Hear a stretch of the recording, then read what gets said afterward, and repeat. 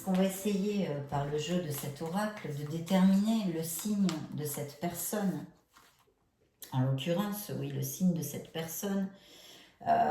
Et puis aussi l'époque où cette rencontre pourrait se réaliser en fait. Bien le bonjour mes béliers, comment allez-vous? J'en profite pour vous souhaiter une merveilleuse année 2022, on en a bien besoin. Et bienvenue sur ma chaîne Amour et Tarot Lumière, Amour et Lumière Tarot, pardon. C'est Fanny et on va donc regarder vos énergies pour cette lecture sur la sphère amoureuse, sentimentale, du signe du bélier pour ces prochaines semaines ou mois à venir. Voyons voir pour les célibataires. Bien. C'est parti. Alors, allons-y. Je vais placer les cartes.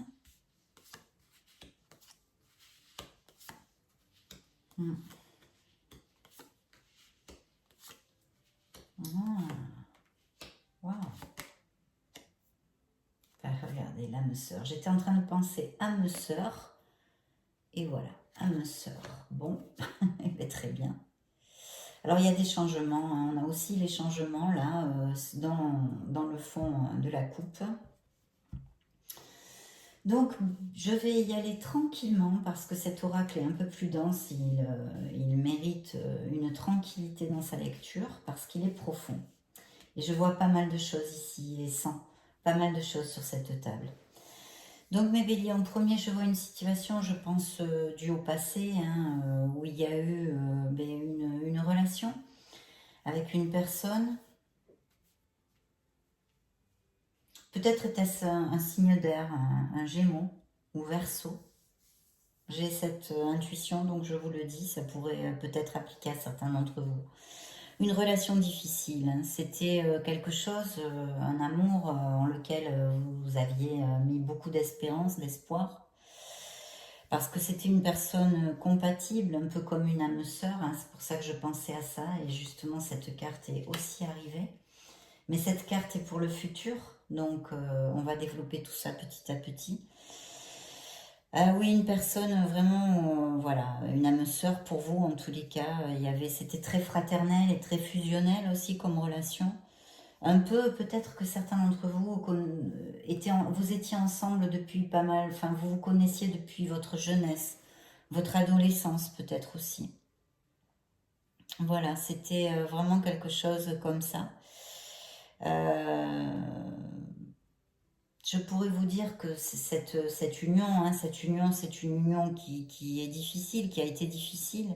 Peut-être même que quelqu'un ou les deux, vous avez évité l'engagement. Je pense que c'est plutôt l'autre, hein, qui a évité l'engagement. Ça a été en fait une relation qui n'a mené à rien, hein, qui n'a mené à rien, malheureusement. Hein. Il y a eu beaucoup de désillusions, hein, de déceptions, une relation difficile. Je pense que cette personne était quand même pas mal égoïste, hein, peut-être plus axée sur un monde d'apparence, de superficialité, on va dire ça.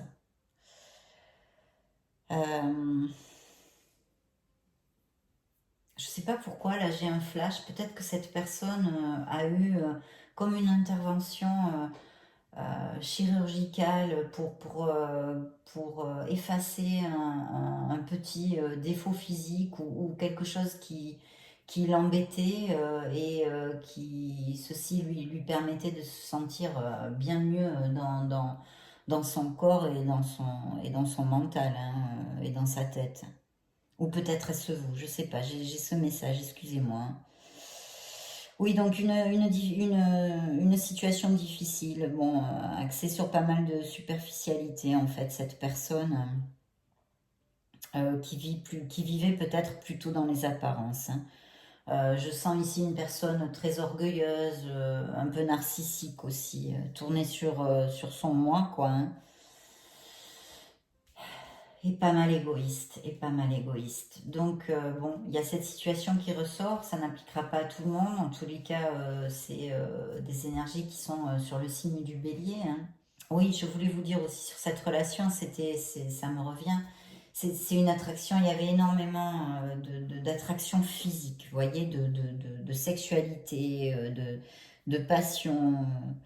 Je me demande si cette personne, pour certains d'entre vous, n'était pas dans une position très confortable matériellement. Parce que vous voyez, souvent c'est lié au monde aussi du pouvoir et de l'argent.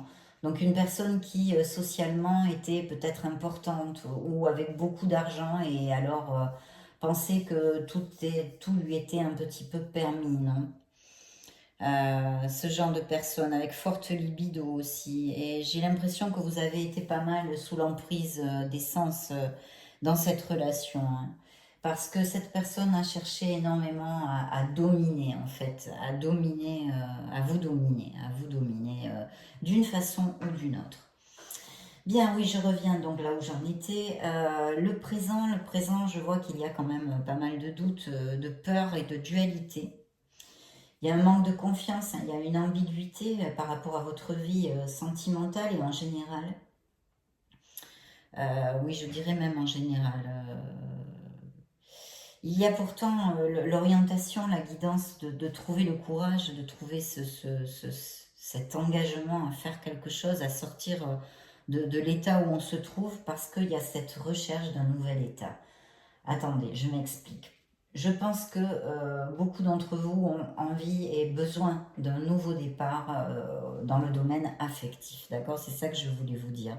Un nouvel état, changer le chip, vous voyez, c'est comme repartir à zéro en essayant d'annihiler nos expériences négatives de vie dans la sphère amoureuse. Il y aurait cette nécessité hein, dans la guidance qu'il y a ici pour vous de faire ce premier pas, de franchir, d'essayer de sortir de ce marasme, entre guillemets, mental qui perpétue ces expériences négatives en vous, hein, dans votre être authentique. Une certaine forme de guérison, on vous demande ici de vraiment être dans l'action pour pouvoir trouver cet amour, parce qu'il y a comme une dépendance quelque part, une dépendance où il faudrait travailler, un frein. Alors, on aurait besoin en fait de lâcher prise au niveau sentimental. Vous voyez mes béliers, je ne sais pas si ça va appliquer à tous évidemment, mais je vous transmets les messages. Peut-être y a-t-il chez certains d'entre vous, de par ces expériences négatives hein, avec des gens très dominants, on va dire, eh bien, après, on a une espèce, hein, c'est des bien grands mots, mais j'essaye de mettre des mots sur ce que je ressens, une espèce de fragilité psychologique hein, qui en découle après. Et c'est là où il faut vraiment s'aimer, se respecter, se choyer et faire ce premier pas d'un renouveau, non comme de se reconstruire en fait, de se reconstruire, c'est un nouveau départ, c'est un nouvel état d'être. Parce que actuellement, voilà, vous êtes là-dedans et on vous conseille réellement de faire ce pas-là. D'ailleurs, regardez la carte, hein, le premier pas vers votre libération, en fait, libération de façon à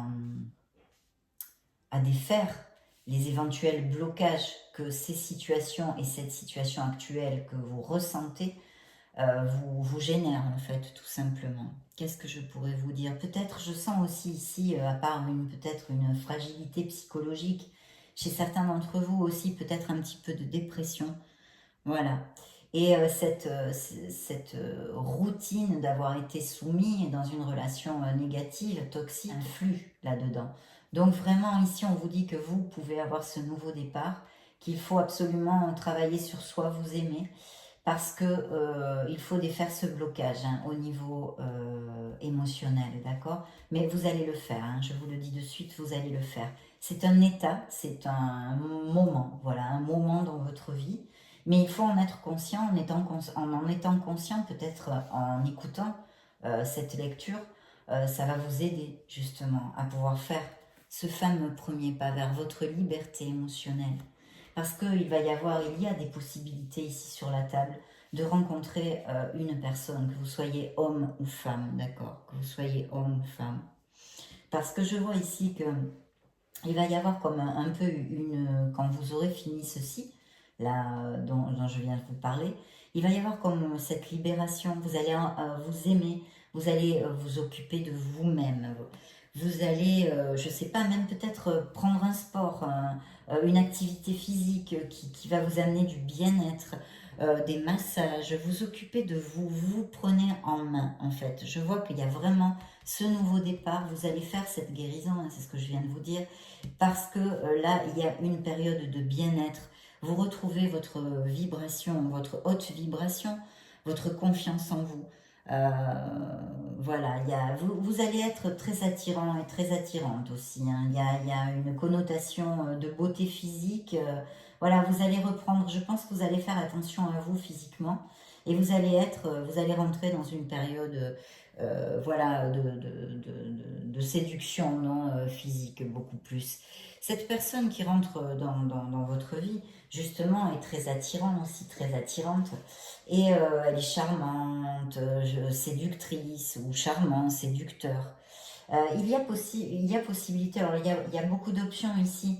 Peut-être que vous prévoyez ou vous allez prévoir ou songer à aller vous installer ailleurs ou faire un voyage, vous ouvrir au monde extérieur de toute façon, oui, une ouverture de cœur, s'ouvrir au monde extérieur et s'ouvrir aux autres.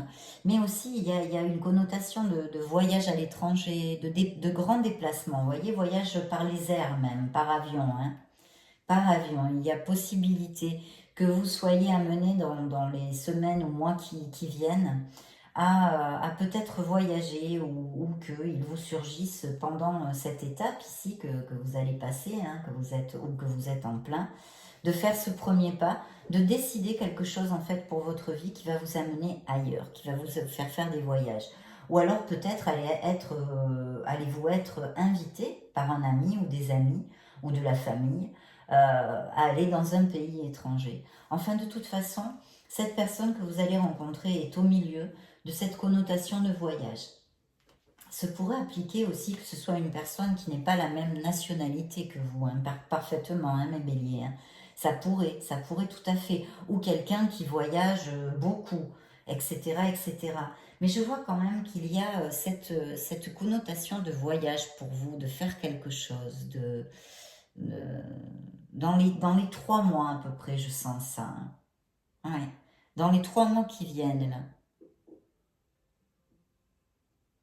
Oui, oui, oui, oui, oui. Et puis c'est ça, il y a cette nouvelle, hein, et puis cette âme sœur, on a dit.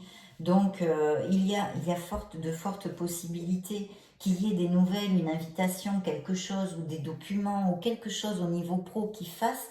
Il va y avoir une connotation avec l'étranger, les voyages et l'étranger. Alors, où cette personne est une personne qui voyage beaucoup ou qui est d'une autre nationalité, etc., etc. Mais je vois quelque chose comme ça dans les 3 mois. Et puis, je vois aussi, et sans pour d'autres béliers, ce fait d'aller à l'étranger, ou par une invitation, ou par quelque chose, des papiers aussi que vous pouvez recevoir, des nouvelles, de la documentation qui soit liée à l'étranger. Et ce pourrait devenir tout à fait une âme sœur, hein, une âme compatible, quelque chose de très profond, de très fusionnel. Hein. Je sens, oui, je sens beaucoup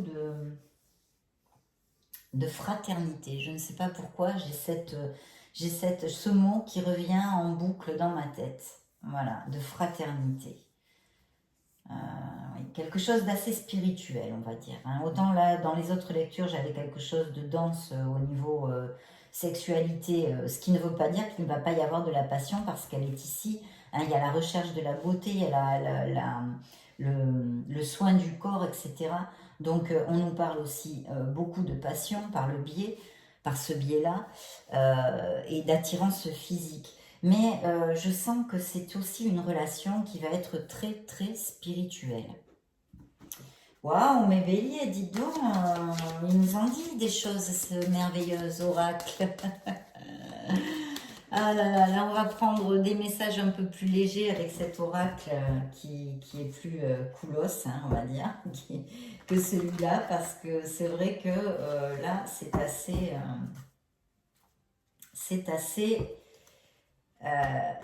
dense. Je vais y arriver, excusez-moi. Hein. Je suis tellement dans mes ressentis et dans les prédictions et dans le ressenti de la lecture que j'en trouve plus mes mots. Alors, je vais prendre 3 cartes de cet oracle. La première, bien regardez un petit peu. Ouvrez votre cœur, l'amour y entrera. Voilà mes béliers, tout simplement. Un message simple, clair et net. On va le mettre ici. La deuxième carte, ah ben oui, d'un chagrin on nous parle. Il y a eu une peine de cœur, il y a eu un chagrin. On l'a vu, hein, on l'a vu ici. Quelque chose d'assez fort quand même pour certains d'entre vous. Et la troisième carte de cet oracle me parle de bénédiction. Eh ben dites donc, vous recevez une bénédiction. Voilà mes chers béliers, donc ouvrez votre cœur parce que vous allez recevoir une bénédiction. Vous allez rencontrer quelqu'un, je ne vais pas réitérer les messages. Hein. Je suis déjà bien assez répétitive dans mes lectures souvent, donc je ne veux pas vous enquiquiner. Maintenant on va passer à une chose importante, parce qu'on va essayer par le jeu de cet oracle de déterminer le signe de cette personne. En l'occurrence, oui, le signe de cette personne. Et puis aussi l'époque où cette rencontre pourrait se réaliser. Donc je vais choisir une carte, bélier, signe du bélier, célibataire en amour. Ça va être celle-ci.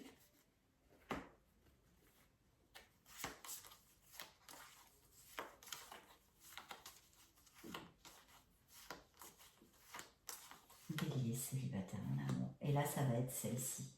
Maintenant, on va découvrir le jeu du tarot.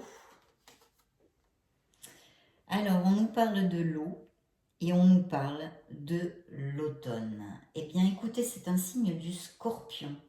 Voilà, c'est un signe du Scorpion. Et puis, il pourrait y avoir aussi certains béliers qui connaissent cette personne dans la période de l'automne, c'est-à-dire du 22 septembre, je crois, au 20 décembre. Voilà. Donc, voici votre présage, votre prédiction pour certains d'entre vous, bien évidemment. C'est une lecture générale axée sur le cœur. Une très belle lecture.